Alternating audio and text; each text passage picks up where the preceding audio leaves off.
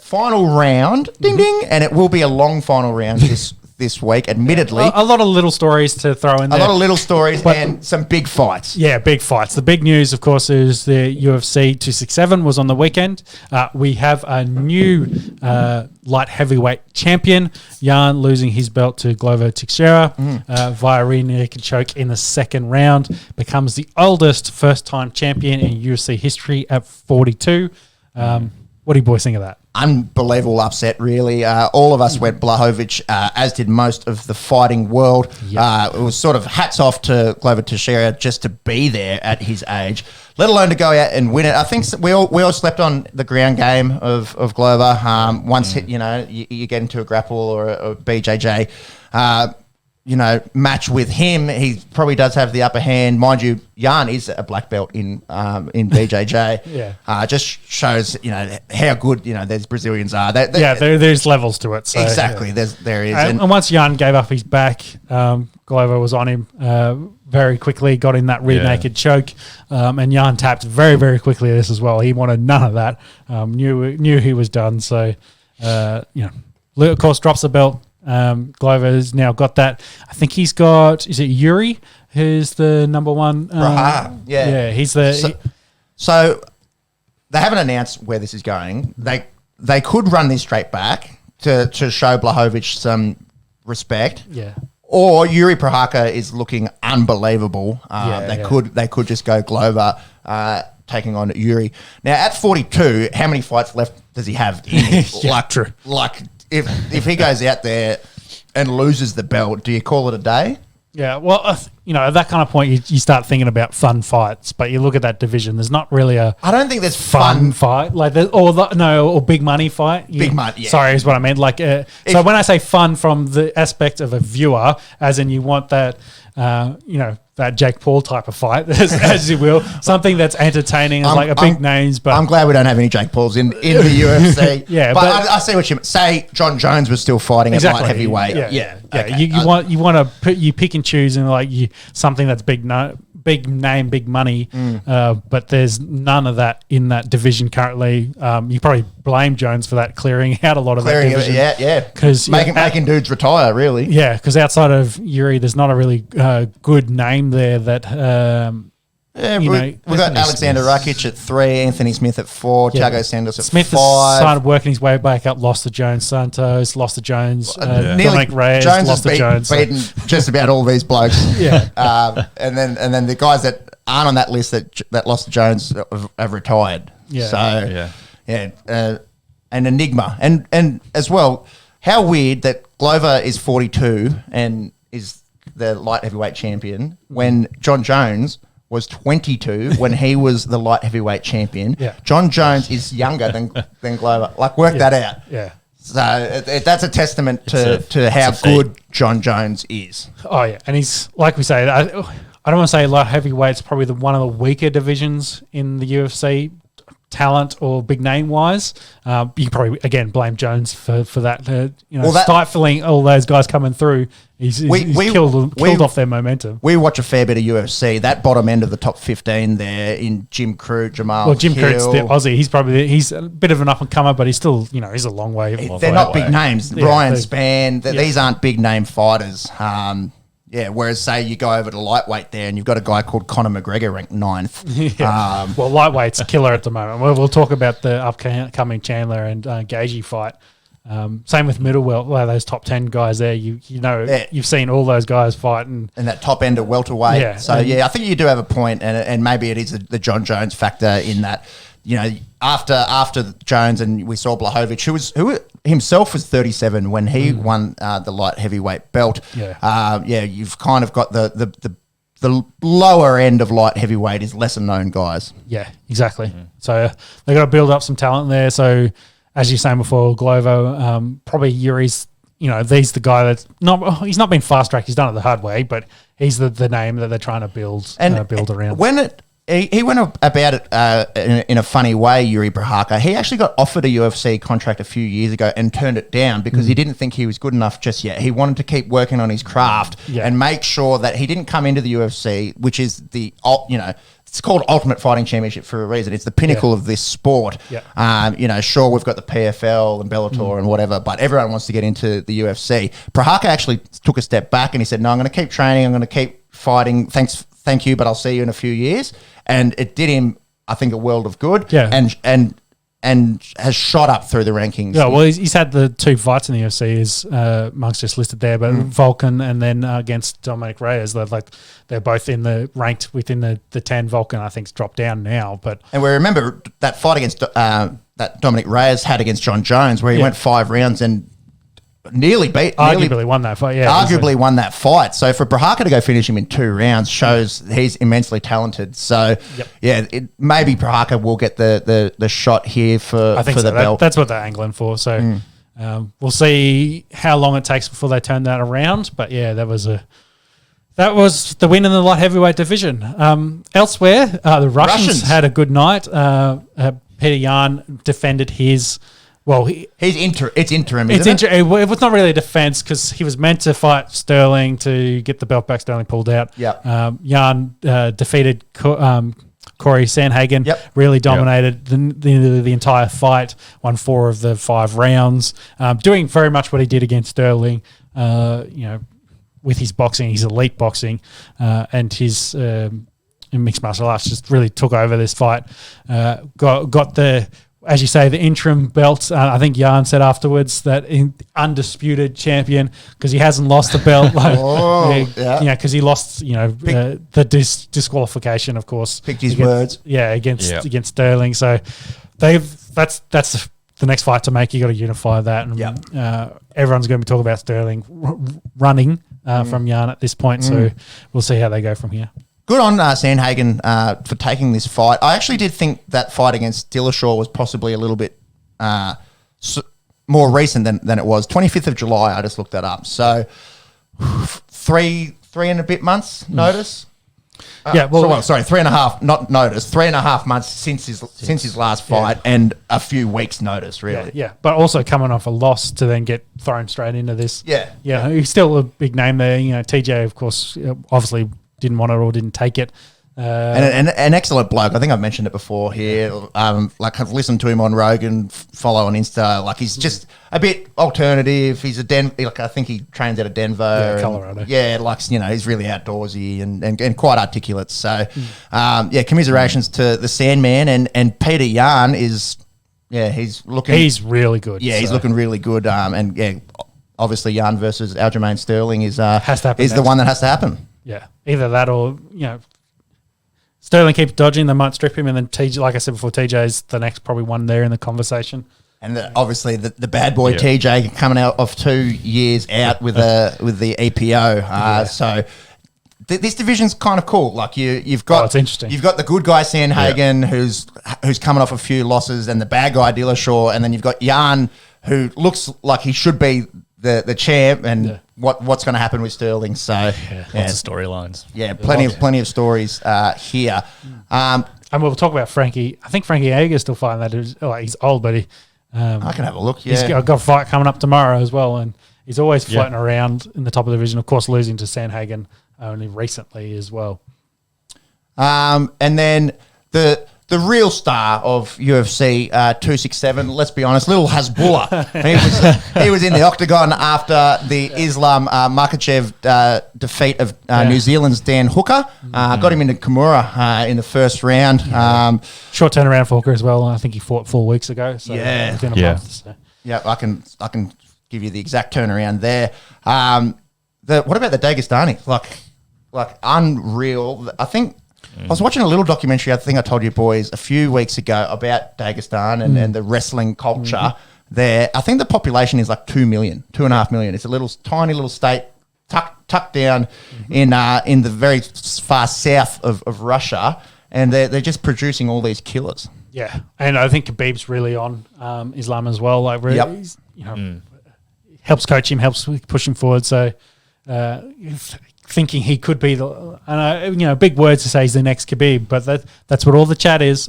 He's 21 wins and 1 loss. Yeah. So, and pushing his way through that lightweight division. Yeah, just pushing his way up, isn't he? Khabib has been. I'll give you where Islam is in that lightweight division.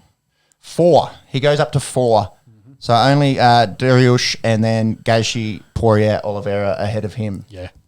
So watch out for Islam Makhachev. And I think Oliveira's already booked for Poirier, and then Gagey's got Chandler this week. He potentially could get a winner of one of those fights. And then I'll have a quick crack here at some of these names. They were all Russians. Alexander Volkov beating Marcin Tybura, the two big heavyweight boppers there. Mm-hmm. And then Khamzat Chimaev getting the win against Jing Liang, and Magomed Ankalev beating Volkan Ozdemir there in light heavyweight. So 5 Russian winners on the main card. Yep. Unbelievable. So we've got UFC 268. We just watched the weigh-ins there. Mm-hmm. Everyone made up weight. I don't think there was any issues with that, so we're all good. Yeah, it didn't seem. It's kind of hard when you're podcasting and sort of following no sound. Don't really know exactly what's going on. All I could see was Rogan in his bum bag and his pink Charlie Chaplin hat and his pink jumper. It's because there was a few guys I think on standby for a couple of these fights, but it looks like all the main fights will go ahead. Mm-hmm. Of course, the big one, Usman versus Covington. Yeah. Where do you want to start? Do you want to start at the top or go from the bottom? Let's go from the top. Yeah, start from Usman and Colby Covington. Mm-hmm. Their second matchup. Obviously, Colby, a polarising figure, let's put it that way.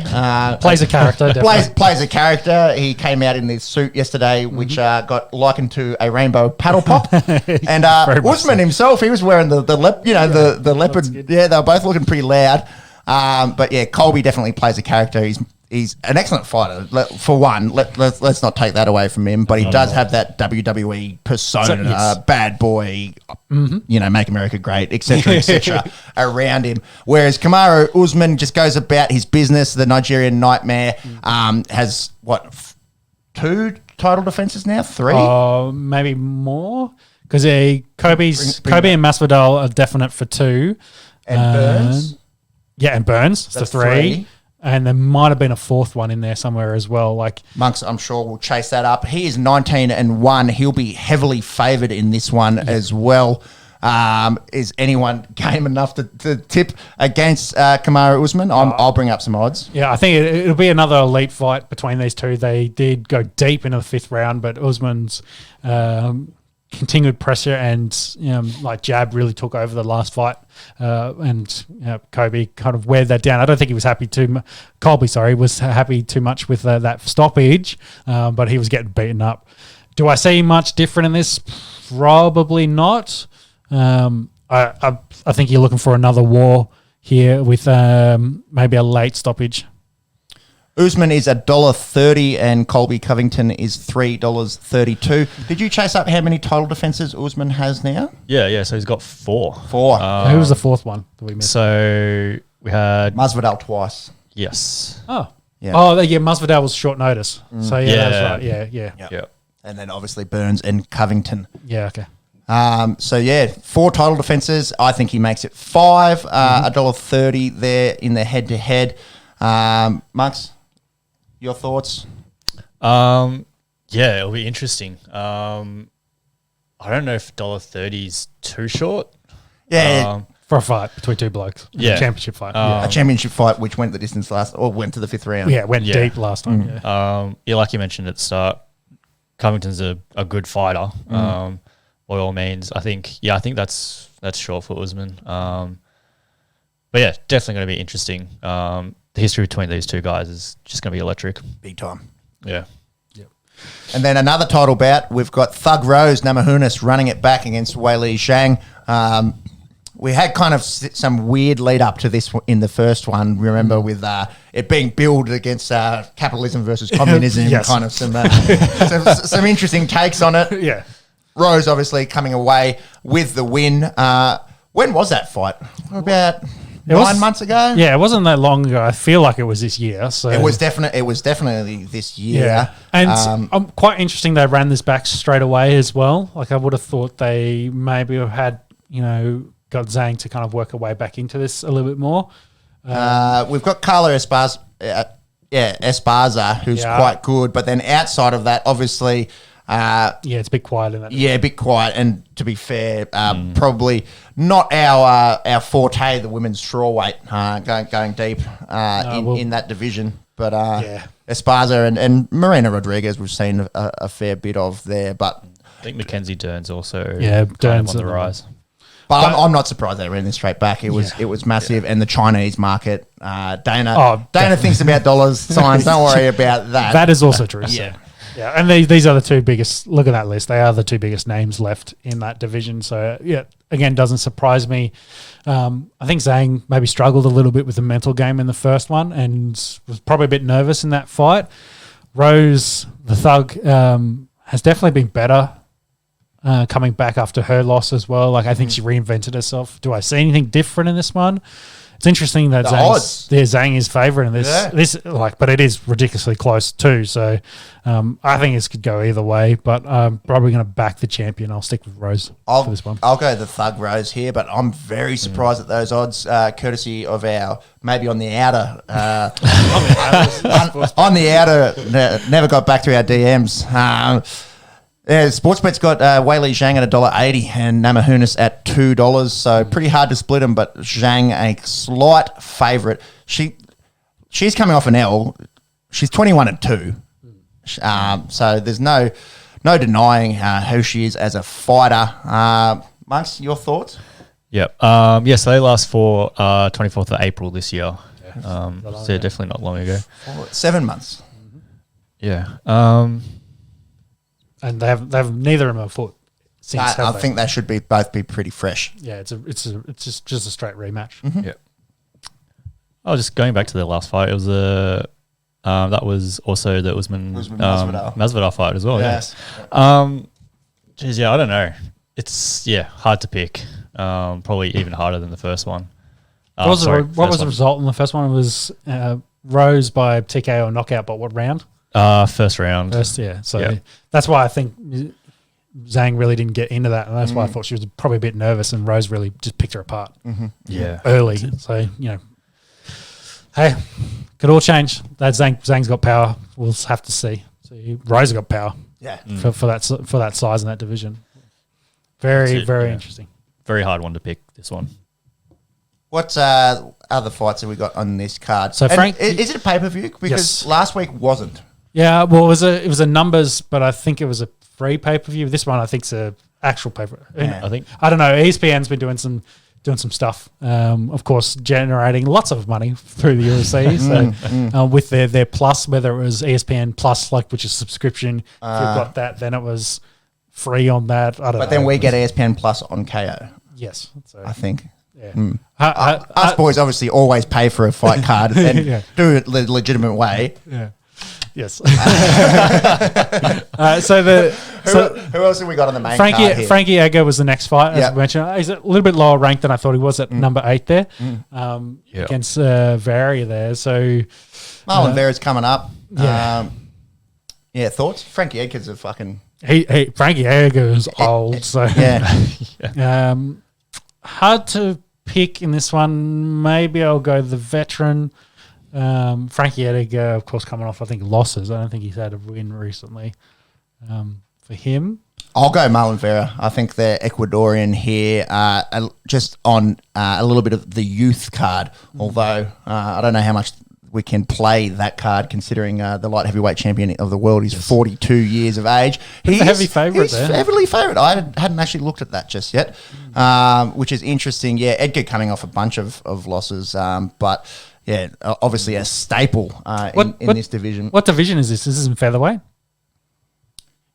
This is... Because I'm looking at their weights there. Maybe Ferreira didn't make weight properly. No, it's bantamweight. Bantamweight, the one below.